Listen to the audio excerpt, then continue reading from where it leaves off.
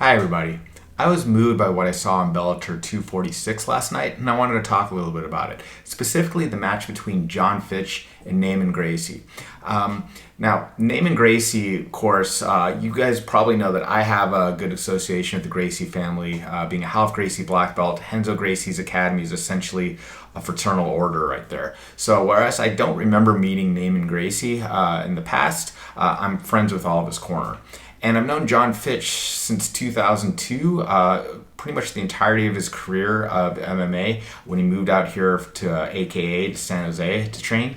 And we've been good friends ever since. So I don't quite get the same level of anxiety anymore when I watch two friends fight that I did earlier on.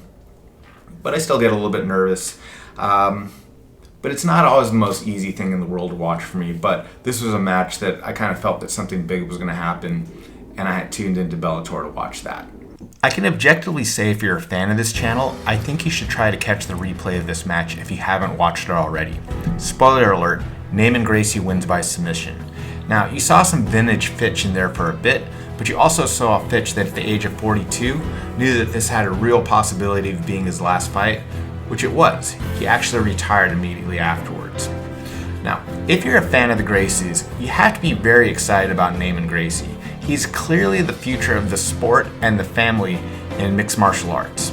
He had a relaxed confidence in his cage presence. He showed decent striking, and he actually managed to take down Fitch multiple times, and that submission game is obviously superb. Honestly, he did it against one of the toughest opponents out there to do those things against.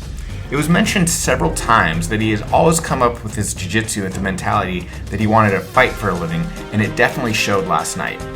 If you were wondering how the Danaher leg lock system would work in MMA, this might have been your best example of it, and Neiman was quick to give him credit. Just a really stunning sequence of events. Neiman is currently 10-1 in MMA.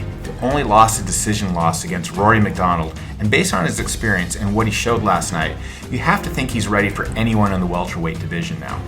Hopefully he's able to remain very active in the upcoming months to continue to prove himself and carry the Gracie name. I want to talk more about Fitch, who, like I said earlier, I've called a friend since nearly the very beginning of his career. He's legendary for his walk on to the Purdue Boilermakers wrestling squad to eventually making it to the captain of the wrestling team. He has a similar story at American Kickboxing Academy, where he came in after trying and losing his first MMA fight, and he would eventually become one of the leaders of that team. Fitch got to where he was by as much hard work as anybody I've ever seen put in. Times I would visit AKA, and Fitch would be there with the MMA team practice beforehand to the crew that they had at the time, and then he would go ahead and change into the gi, throw on a white belt, and take Dave Camarillo's jiu-jitsu class. You might not know this, but he was actually slated to be on the very first season of The Ultimate Fighter, but literally got a call while he was sitting on the runway of the airport, and he was told that he wasn't needed.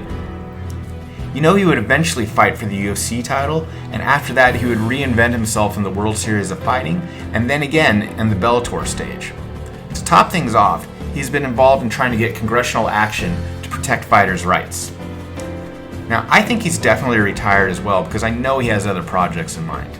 I know he's a hell of a coach, and he's looking forward to bringing his Fitch smash systems to the masses. And full disclosure, I'll likely either be working with him or supporting him in some capacity to the future. If you were to sum up Jon Fitch's career, it would be that he did everything the hard way and he did everything the right way. I had to send a congratulatory message to him last night, which is strange after the loss, but if you look at the whole of his career, he's been absolutely remarkable. So I'm looking forward to the next chapter, my friend.